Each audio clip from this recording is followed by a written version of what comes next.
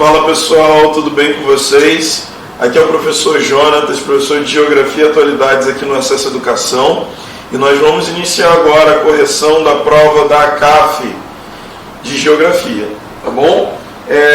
Vamos começar então pela questão 57, que retrata ali sobre o relevo no continente americano. E é muito tranquilo para a gente entender esse conteúdo, porque me parece que esse relevo está muito bem divididinho, né? Quando a gente olha para a margem esquerda do continente americano, né, toda a face oeste do nosso continente, essa área demarcada por grandes elevações, por grandes dobramentos modernos, ou seja, por áreas montanhosas, por cordilheiras. Aqui na América do Sul, nós temos a Cordilheira dos Andes. Lá na América do Norte, nós temos as famosas Rochosas, ok?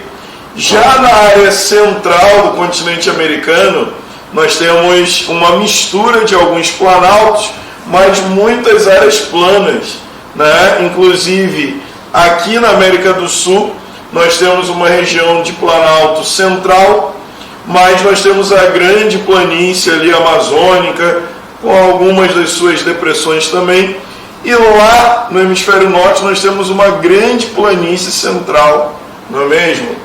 Enquanto que na face leste, né, à direita do continente americano, nós temos dobramentos antigos, ou seja, planaltos, estruturas de relevo até um tanto elevadas, serras inclusive, porém já muito desgastadas pelos agentes externos do relevo. Ou seja, muita chuva, água não só pluvial, mas fluvial também dos rios, né? O desgaste feito pelo calor, pelo vento, pelos seres vivos, tá certo? Intemperismo químico, físico, biológico.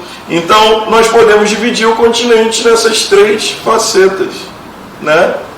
Uma área de dobramentos modernos mais à esquerda, uma área central que nós temos áreas de grandes planícies, especialmente planícies, e a área mais a leste formada por dobramentos antigos, planaltos, serras muito desgastados.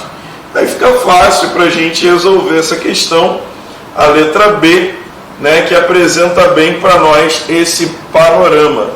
Beleza? Muito tranquilo essa questão para quem estuda, para quem está ligado, para quem se preparou, conseguiu certamente matar essa questão muito facilmente. Beleza? Um grande abraço, vamos para a próxima questão. Valeu, pessoal!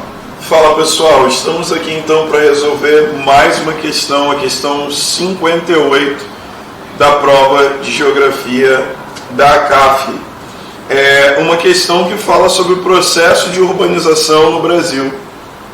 Bom, vamos resolver então a questão de número 58. É uma questão que retrata o processo de urbanização no Brasil. Nós sabemos que essa urbanização ela ganhou fôlego, ela se acelerou com o processo de industrialização no nosso país.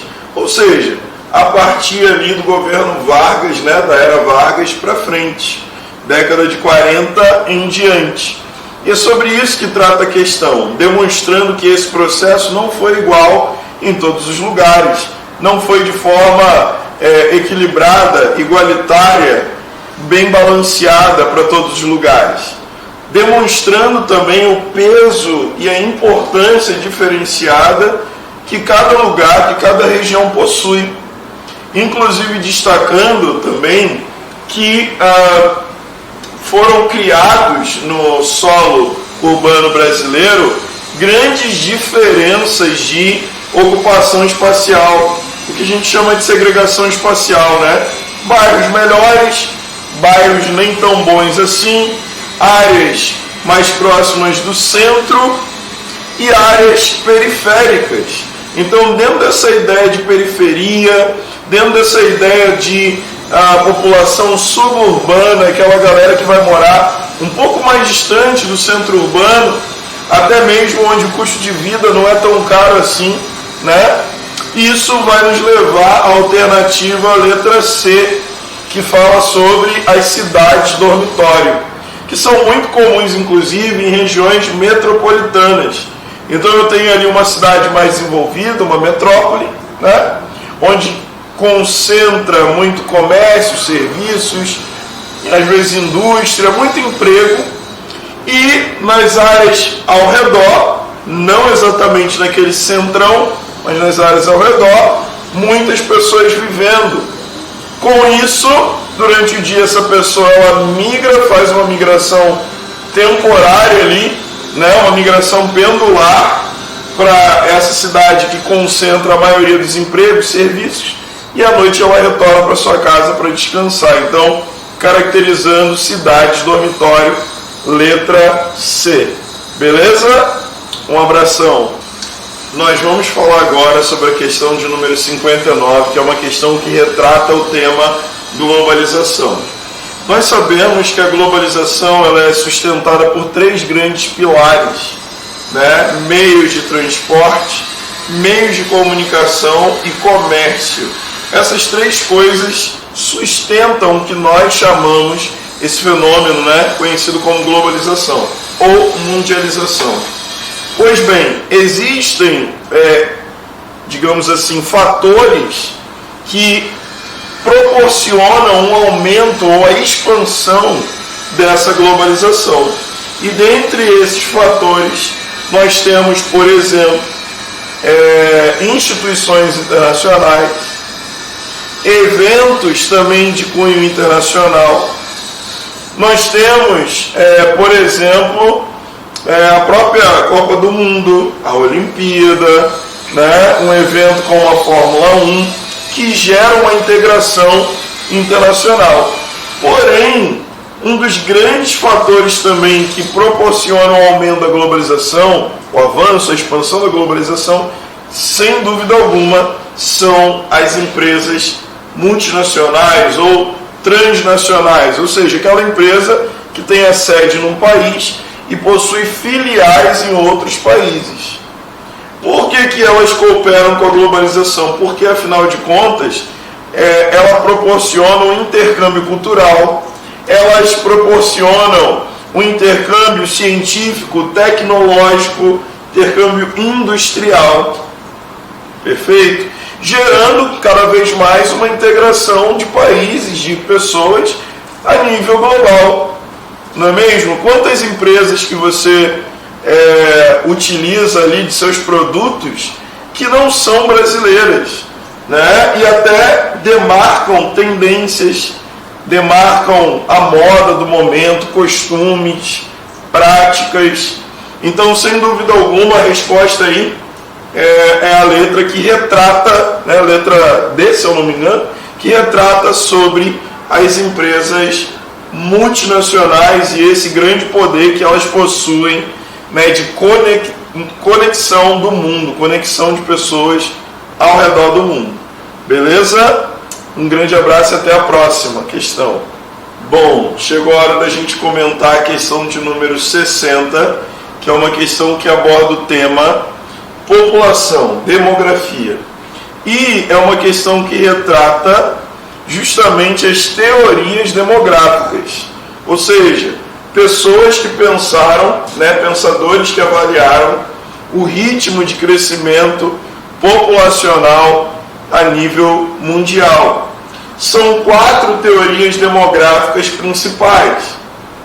A primeira teoria é feita ainda no século XIX, a teoria malthusiana, né? Onde Malthus apontava o quê? Olha, a população está crescendo em ritmo de progressão geométrica, PG, né? 0, 1, 2, 4, 8, 16, 32, por aí vai. Enquanto que a produção de alimentos está crescendo apenas em PA, progressão aritmética, 0, 1, 2, 3, 4, 5, a ordem, né, dos números. Ou seja, a produção de alimentos está num ritmo muito menor do que o crescimento populacional. Então ele apontou que, olha, haverá uma grande crise global, né, no sentido de chegar num ponto que vai faltar comida para a maioria das pessoas, tá certo? Então, essa é a primeira teoria. A segunda teoria aponta, né, conhecida como neomalthusiana, ela vai apontar que, basicamente, a razão de muitos países experimentarem pobreza, desigualdade, né, terem ali uma dificuldade maior, né, ou seja, um atraso socioeconômico, isso em grande parte estaria atrelado à ideia de grande natalidade. Olha, você, país, é atrasado, é pobre, porque você, né, as famílias aí têm muitos filhos, têm filhos demais, e isso então proporciona pobreza.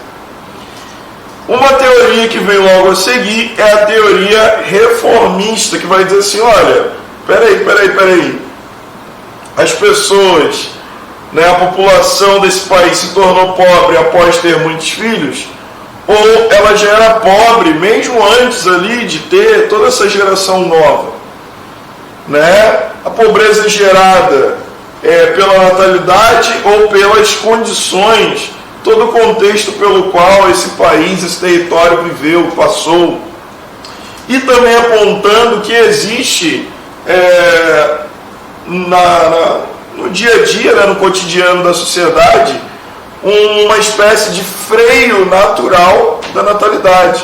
Na medida em que a qualidade de vida melhora para a população, ao mesmo tempo o custo de vida costuma aumentar e, ao mesmo tempo, a população também tem acesso a métodos contraceptivos, ocorre um planejamento familiar e aí, naturalmente, há uma redução da taxa de natalidade. Ou seja, não tem a teoria neomalthusiana, ela não está baseada nos fatos, na realidade.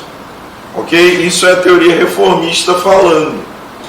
E a mais recente teoria, digamos assim, né, que nós temos contato, é a teoria ecomalthusiana, onde inclusive o personagem Thanos, ele representa muito bem essa ideia, essa teoria, assim como muitos filmes que retratam alienígenas chegando no nosso planeta e justificando que, olha, estamos vindo até a Terra porque o ser humano ele tem explorado a Terra, tem poluído a Terra, e nós queremos salvar o planeta, salvar o ambiente aí do ser humano. Então precisamos reduzir a população, ou aniquilar a população, que é a ideia basicamente trazida pela teoria ecomalthusiana. Olha, o trem está lotado demais, já está cheio demais o planeta, tem gente demais, temos que reduzir, temos que fazer um controle rigoroso da natalidade, né, devido ao fato de o planeta estar lotado, mas também devido ao consumo exagerado, à exploração sem grandes preocupações dos recursos naturais da Terra. Ok? Bom, diante disso, nós podemos ver que a questão correta é a letra C, que trata ali sobre a teoria reformista de maneira correta, de maneira impecável. Beleza? Vamos então para a próxima questão. Um abraço. Vamos agora então para a questão de número 61, que continua na temática de demografia, falando sobre a população.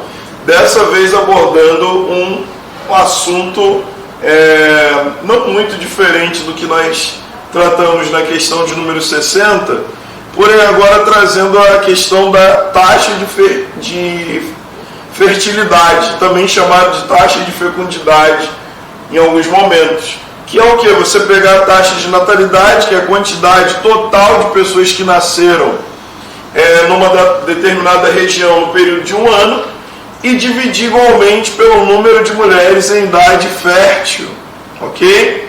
E ele aborda ali então que tem havido uma redução severa, né, do número de filhos por mulher em idade fértil no Brasil, o que acende aí uma espécie de luz vermelha, né, apontando para nós o problema, o perigo de uma redução populacional, ok?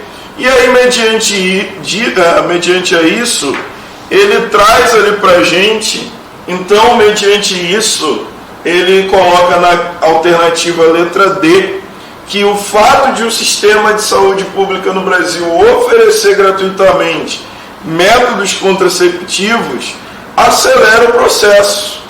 Ele gera um aceleramento aí dessa situação que vem ocorrendo no Brasil. Lembrando que isso gera 3 problemas em geral.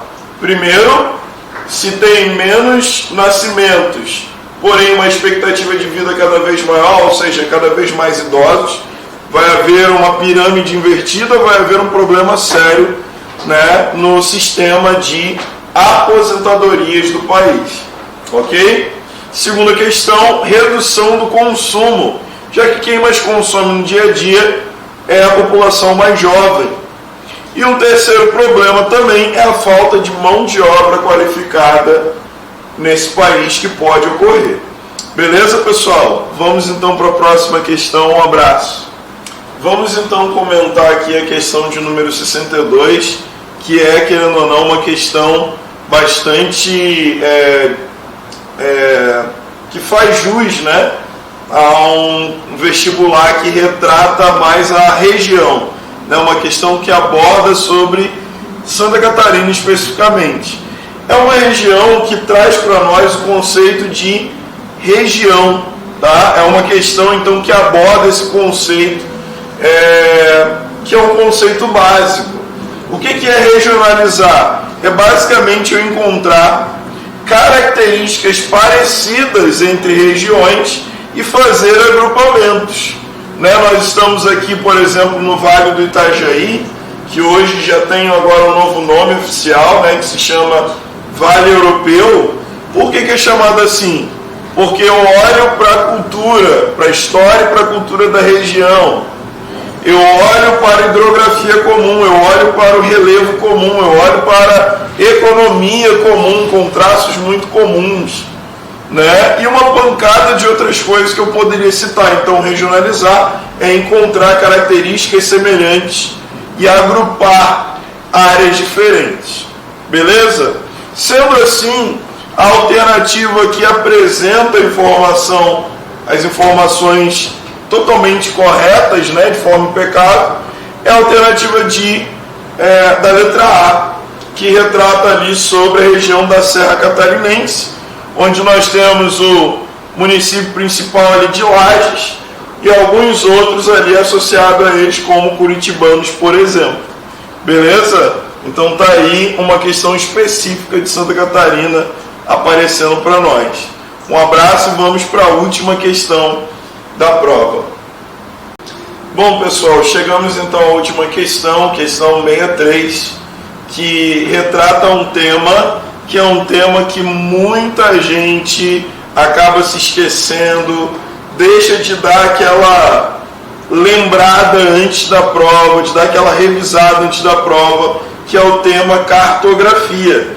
E perceba que essa questão, ela meio que dá uma, como é que eu poderia dizer, dá uma encobrida no tema central dela. Ela traz uma informação aí sobre Covid, sobre onde ocorreram mais casos no mundo, e para quem está desligado, acha que a questão é sobre, né, ali a pandemia que nós tivemos. Mas não é bem sobre isso. A questão, ela quer retratar o seu conhecimento, né, ela quer aferir o seu conhecimento sobre cartografia, especialmente sobre mapas de anamorfose. E como é que esses mapas funcionam? Por exemplo, nós temos aqui um mapa que retrata a população de maneira geral.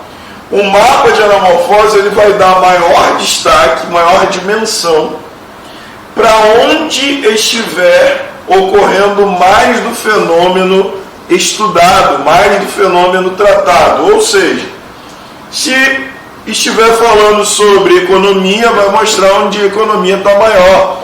Se estiver falando sobre casos de violência, vai mostrar como uma área maior no mapa os lugares, os locais onde há mais casos de violência.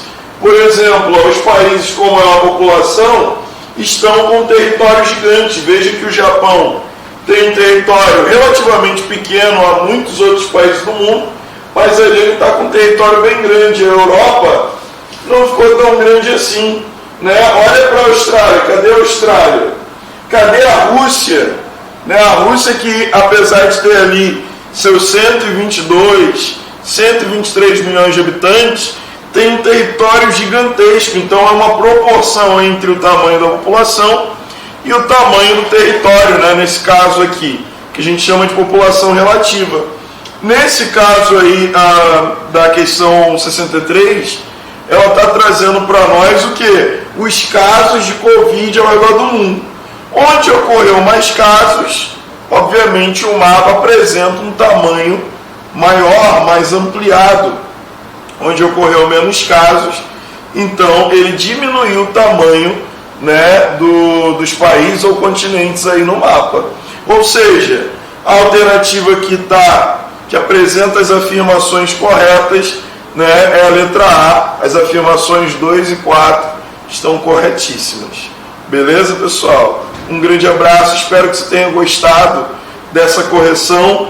Você sabe que sempre pode contar conosco. Estamos aqui super acessíveis sempre e sempre buscando, né, cooperar contigo para que você alcance o resultado, né, daquilo que você espera, do teu sonho, tá bom? Um grande abraço e até a próxima. Valeu!